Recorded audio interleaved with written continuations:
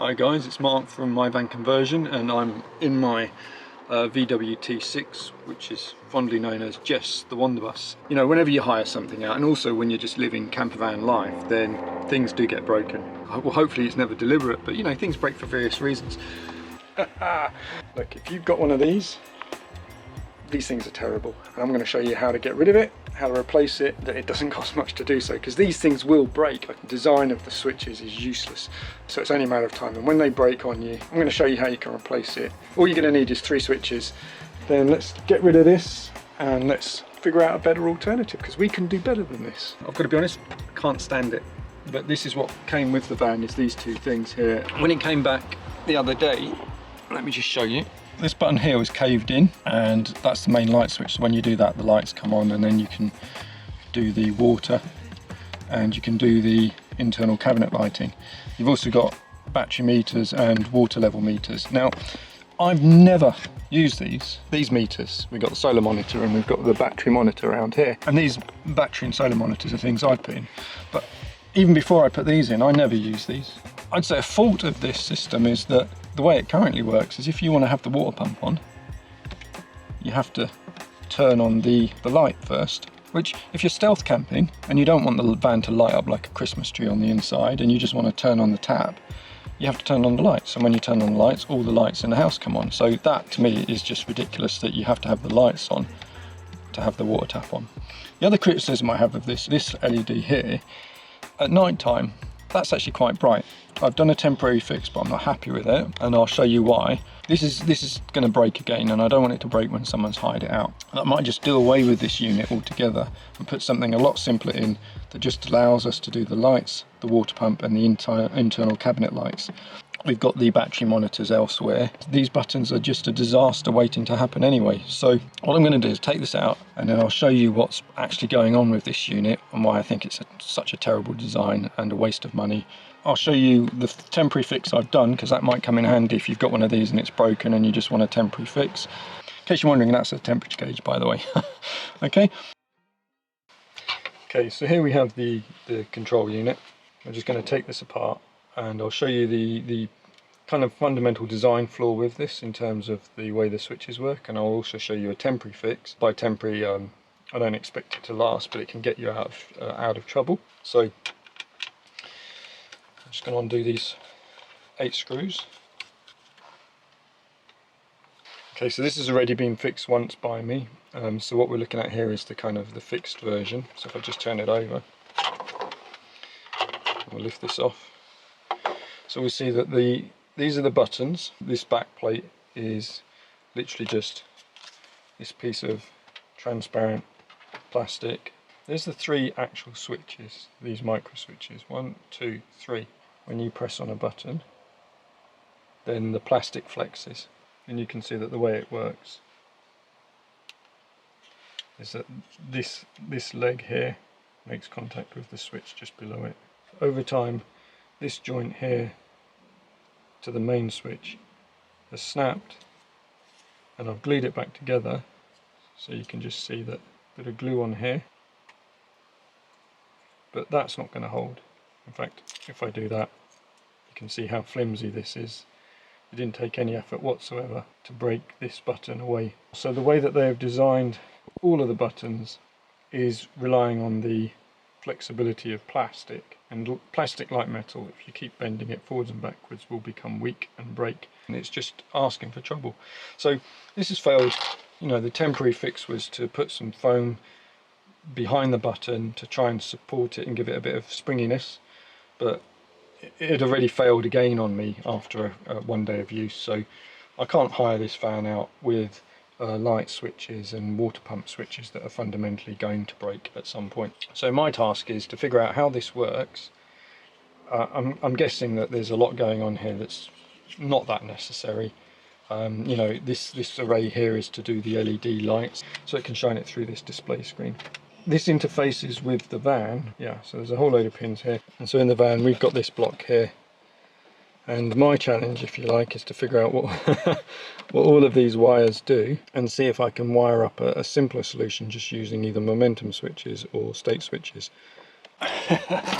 Okay, so a quick update on swapping this out. I've gone through all the 16 different terminals, cross-referencing each one, checking for voltage, shorting them using a little wire pin that's shielded, and basically I've got a diagram in front of me now of how everything relates. The three primary things I'm interested in is the pump, the lights and the cabinet lights. As I said, the other features never get used and are duplicated elsewhere in the van. For those three primary things, we've now got it so that I know which wire's short using a switch, and it turns out that they don't need a momentum switch, they need a state switch, so one that holds its state when it's toggled. And so I've just done a quick test, and you can now turn on and off the lights using a simple toggle switch. So the next step, you've got to replace this, and I'm just going to chop a nice piece of wood, maybe paint it black so it blends in a bit more with the black interior. Into that I'm going to mount 3 holes so that we can have the 3 toggle switches, because it really is, that's all we need, is a way to switch on the lights, switch on the water pump and switch on the cabinet lights, and importantly switch on the water pump independently of the lights. I think that would be a major improvement in this van. It would make the van more robust and reliable, which is really important when you're hiring out to people. So yeah, we'll move on to that step now.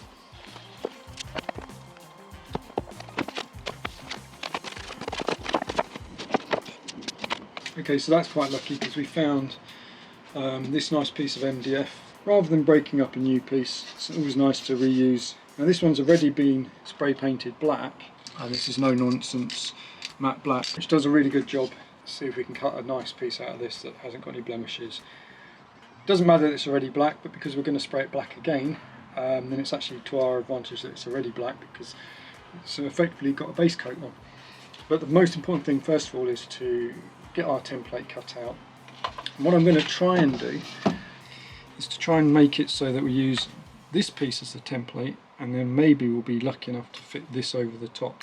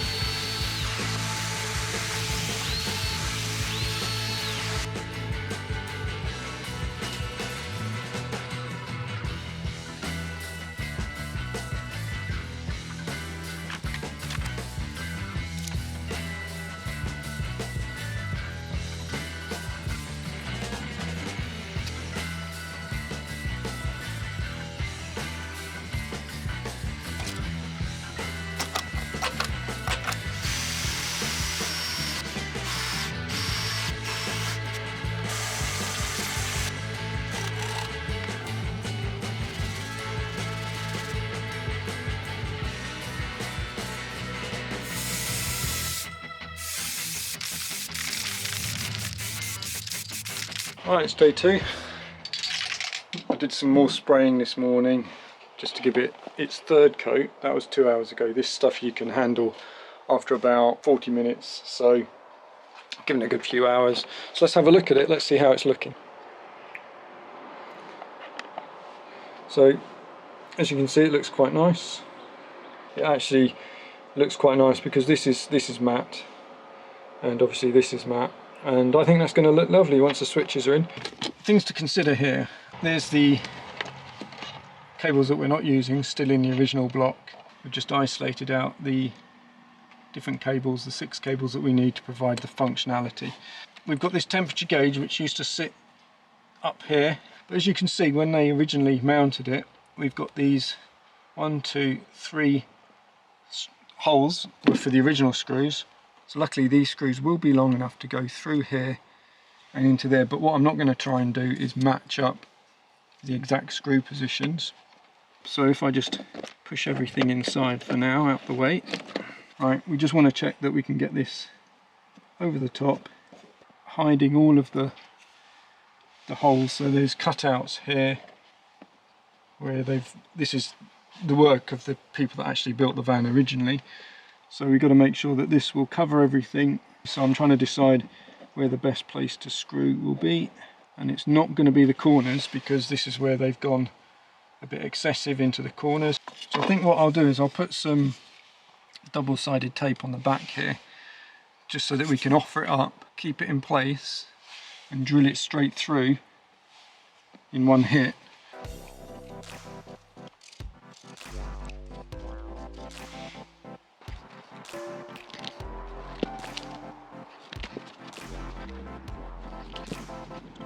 Okay, so all the switches are now in the panel. You can see I've clamped a piece of wood that's the right thickness, because the thickness of that wood is the distance between the top edge of this existing panel, the electric socket panel, and the bottom edge of the panel we're replacing. So that's the right thickness, but that's now clamped in place because you can get a clamp around the back of this wall here, and it's resting on that top edge, which is horizontal, and the bottom edge of these is actually straight as well.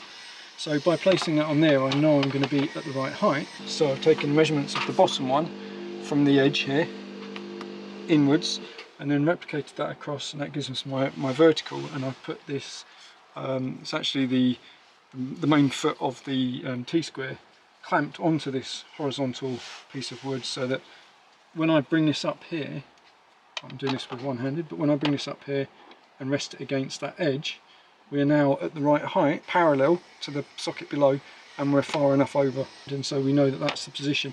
And I like to work this way because rather than marking it with tape and stuff, this gives me a physical aid to placing it. But before we do that, we need to make sure that we wire these switches up, test all of these switches, and then once we're satisfied, then we're ready to fit the panel.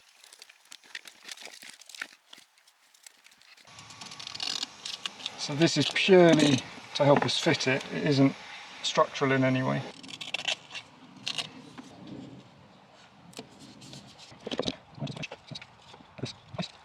So just doing a dry run, making sure nothing's going to snag.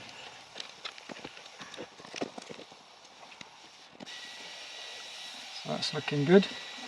So I've just taped the thermometer up. I think it's wise just to try and minimise the number of moving parts that you have to handle.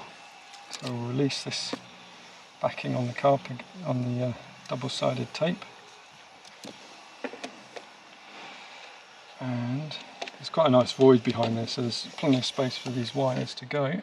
It's just a case of getting everything lined up. Guide ball inspection, bit of pressure. Right.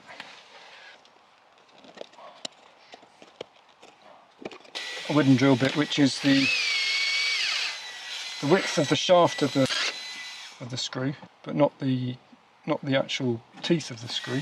Let's make life easier and use one of these.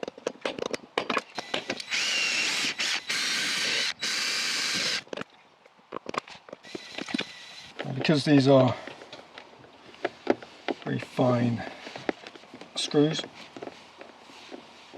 I prefer to do them by hand. We can remove this clamp now, it's in my way. Doing it manually means that I've got a bit more awareness of what we're doing. Let's take this out now.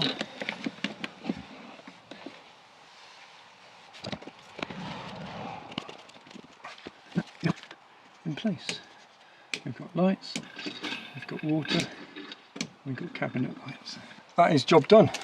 This grey actually, I think, quite matches the matte effect of the button and the surround, and this piece here doesn't look out of place at all. So I'm really pleased with that. So there it is in the background. That's exactly what I wanted. We've got no LED light, unnecessarily lighting up the place and wasting electricity at night. We've now separated out the water pump from the light switch, so we don't need to light up the van just to turn on the water pump. What we have lost is we've lost the water gauge, but seriously, I've never used it. All the other gauges, which were basically the vehicle battery or the leisure battery voltage, are handled elsewhere. I think we've gained functionality, we've simplified things, and importantly from a hire point of view, this isn't going to break. This is easier to maintain. If I wanted to in the future, if I wanted to wire in something else, I could quickly knock up another panel using the first one as a template, put 4 or 5 sockets in it. We could put in a USB point or whatever we wanted. And the switches, and I already had the switches, from a leftover from another project I'd done. Total cost £5 maybe. Much better than trying to replace this thing, and I've seen this online for, I don't know, upwards of £200. Cheapest I think I've found is about £89–90. And why buy something that's only going to break? So there we go. This is basically doing a delete on the original OEM console that came with the vehicle and replacing it with a simple panel with 3 switches, which for me, that's going to give me peace of mind. So this is a bit of a different video from what we normally do, but if you found it helpful, please like, share, subscribe, whatever. But I just thought I'd share this little journey because this is something that's actually a real pain. No one plans on things breaking in their van, but the more I dived into this old console panel and how the switches worked, you know, I wasn't going to waste my money buying another one. And if you found yourself in a similar situation, you think, come on, there must be an easy way, then there's your answer. And I'll just show you this very quickly. So this was my figuring out of the panel. So you can orientate this off red and blue, and I've given them numbers. So the top row is 1 to 8, bottom row is 9 to 16. I basically did a comparison table. So C for cabinet lights, L for lights, P for pump, pump up there, and then I was able to work out, using a voltmeter, which were 12 volts, which were negatives. So that's the end solution. That's exactly what I wanted.